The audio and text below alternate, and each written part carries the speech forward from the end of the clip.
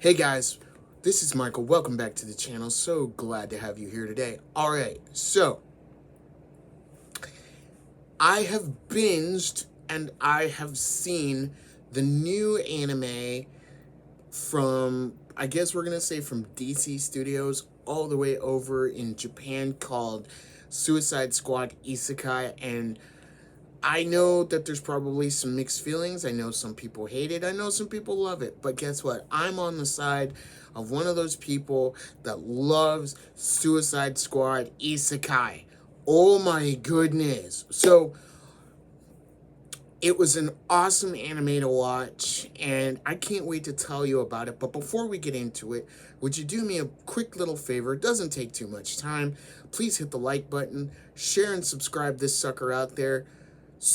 And please leave a comment out the door when you're heading out of the dojo today. It really helps the algorithm and it helps more people find us here in the dojo. Also hit that notification bell so you know when I make another video. All right, let's get into Suicide Squad Isekai, shall we? So, quick little thing here. I first started watching Suicide Isekai when it kind of first came out, and I will say that the first episode I really wasn't impressed. I really just was like, okay. And I'll tell you why I thought this, okay? It's because I'm so used to the Justice League and Justice League Unlimited animated TV shows. I'm also used to the Suicide Squad Warner Brothers movies. So, and for those of you that have probably seen it, I have not seen the Harley Quinn show on HBO Max or Max, whatever you want to call it these days. But anyway, getting back to the anime. So I was so used to the comic version of the Suicide Squad over here, right? So I mean, honestly, I didn't know what I was going to expect over here, and honestly, I thought that originally, I'll be honest, I thought that this was something that Warner Brothers over here in the West, over here in America, was doing, and they were trying to dab their hands into anime. And so I was like, okay, I'll check it out. I'll do whatever. And so there were a number of things that honestly turned me on to this anime and honestly wanted me to give it a shot. Okay. One, it was something new and I wanted to check it out. Two, one of my favorite artists slash VTubers did the ending for Suicide Squad Isekai, Mori Calliope. Her song Go Getters is the EP, or not the EP, the ED, the ending theme song for Suicide Squad Go Getter, for Suicide Squad. And I loved it. And man, as soon as I heard that, I was like, oh man, okay, I'm gonna check this out. So I checked it out, and the first episode, I kind of wasn't impressed. I was like, okay. And I kind of left it alone for a while. You know, I really did. But then word of mouth started to reach my ears, guys, and they said, oh, you gotta go check it out. You gotta go check it out. You gotta check out Suicide Squad Isekai. It's really, really good, right? So I'm like, okay. I'm like, okay. And, you know, I was thinking to myself, okay, I'm gonna check it out. I'm gonna check it out. But in the meantime, I had like other anime that I was watching. Like I had like, figuratively speaking, I had like 10,000 other anime I was watching at the same time. So I'm like, okay, I'll get around to it. And so finally I did. I got around to it, and I loved it. I watched episode 1 again. I watched the English dub. The English voice actors, I'll get into that during the review. But for the most part, I like the story. And I love the story because it's basically Amanda Waller trying to open a portal, which she does, open a portal to another world, to an isekai, to another world, right? And she's basically trying to go through this portal. She's trying to send people through to gain resources to bring back to our dimension or our world. So essentially, she wants to form an alliance with the, other worlders on the other side so that we can use their resources and everything like that. Boy, it sounds familiar. Anyway, so it's revealed later in the season that she has sent other supervillains. And for those of you who don't know what the Suicide Squad is, it's basically taking hardened criminals, like hardest of the DC villains, and basically the government says, okay, you're going to work for us. And if they refuse, well, they die. So it's kind of like they send these villains out, these hardcore villains out on a suicide run, hence the name Suicide Squad. Anyway, so it's revealed that Amanda Waller has sent some other villains into this world to, establish not necessarily relations, but to bring back, report information or to bring back resources to our dimension. Okay. And one of those teams has gone missing. So she decides to send another Suicide Squad team after them. And the Suicide Squad team that she sends is honestly characters that we've seen from the actual Suicide Squad movies. So she sends Deadshot, she sends King Shark, she sends Peacemaker, she sends Clayface, she sends Colonel Flag, she sends everybody's favorite, last but certainly not least, she sends Harley Quinn. So,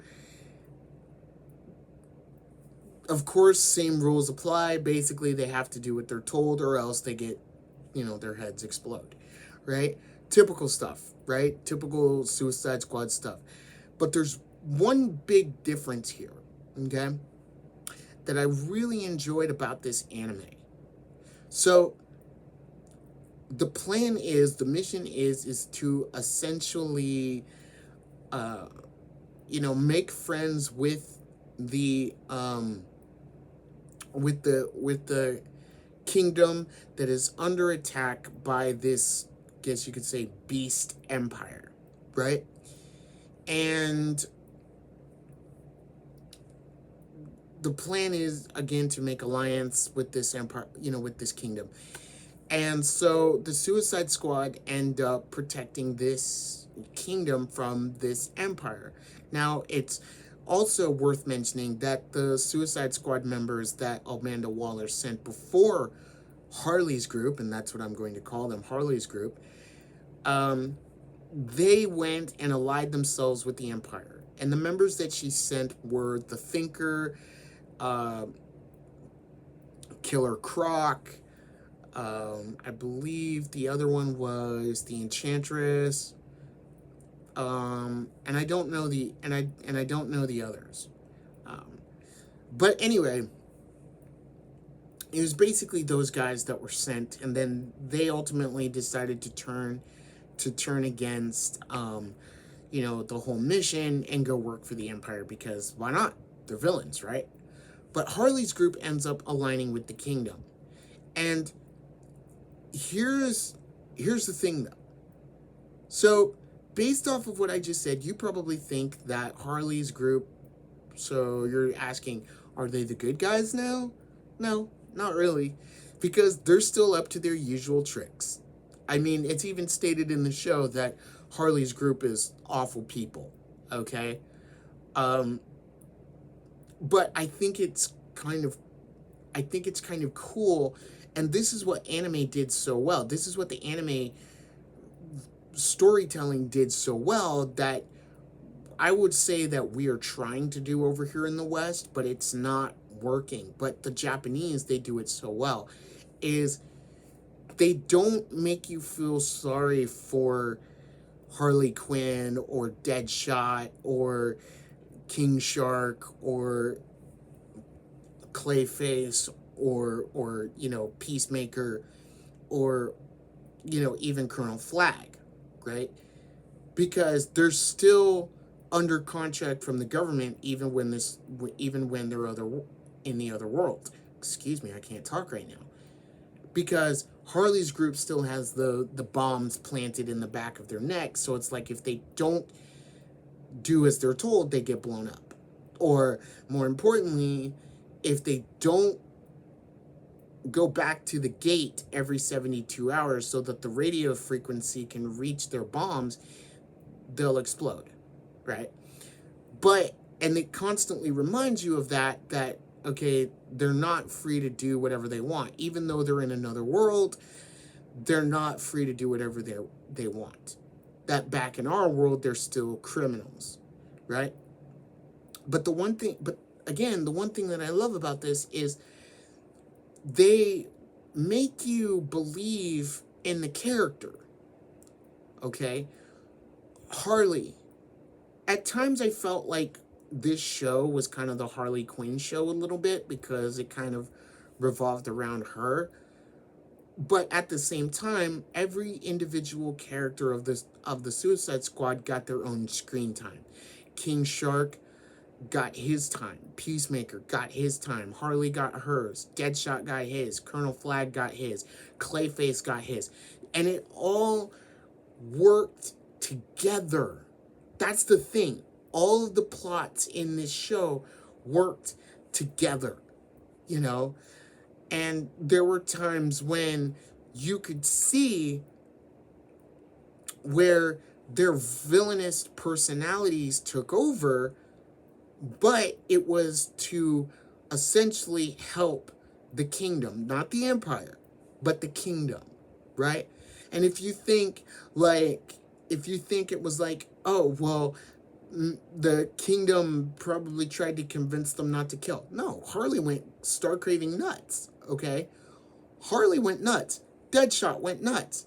King Shark went nuts. Clayface, nuts, okay? Do you see where I'm going with this? I mean, it's the same Suicide Squad that we all know and love, but it's a different take on them. And so it asks the question, what if the Suicide Squad were heroes? Yes, we know them as villains.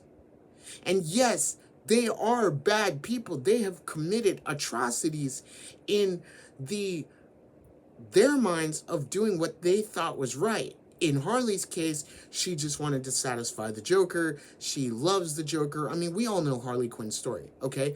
But Peacemaker, everything he does, he thinks he's doing to keep the peace, right? Deadshot, we know his reason. Deadshot is to do basically what he's told because he doesn't want his family getting harmed, right? Clayface, which he was kind of most interesting, is he knew what an isekai was. I mean, he was like the isekai expert. And the cool thing about Clayface is he thought it was like a stage play, or he thought it was like a movie, or he thought, he was the main character of the story and everyone around him was the supporting cast, right? Even though he wasn't.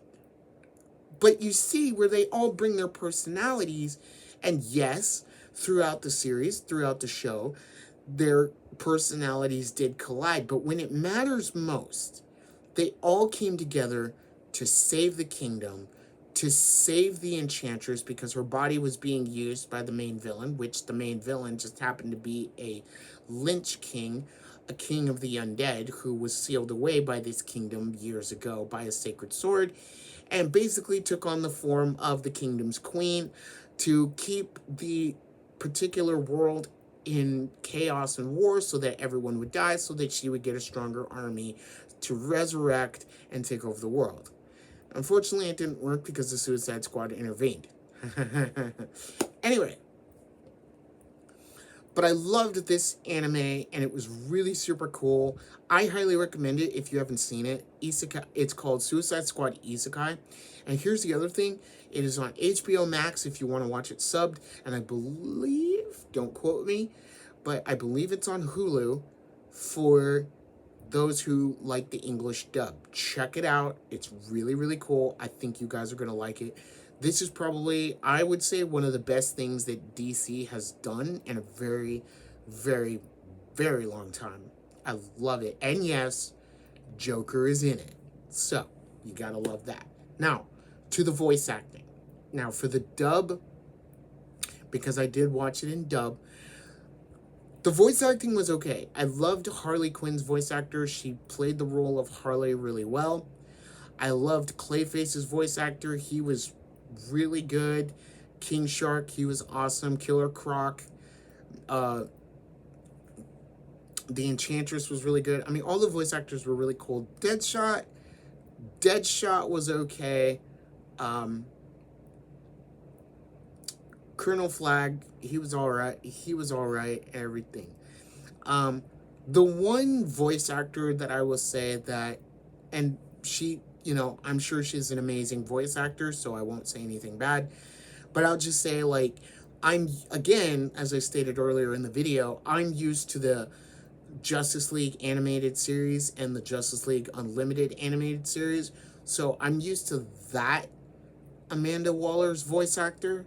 So this one kind of didn't strike a chord for me.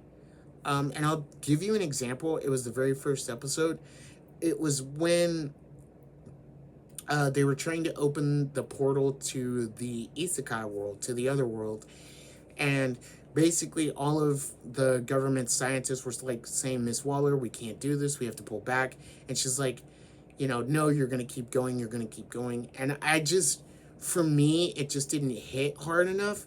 But if they would have brought the other voice actor who did Justice League Unlimited, that version of Amanda Waller, I think it would have hit home, because it's more of a gravitas. It's more of a cadence with her.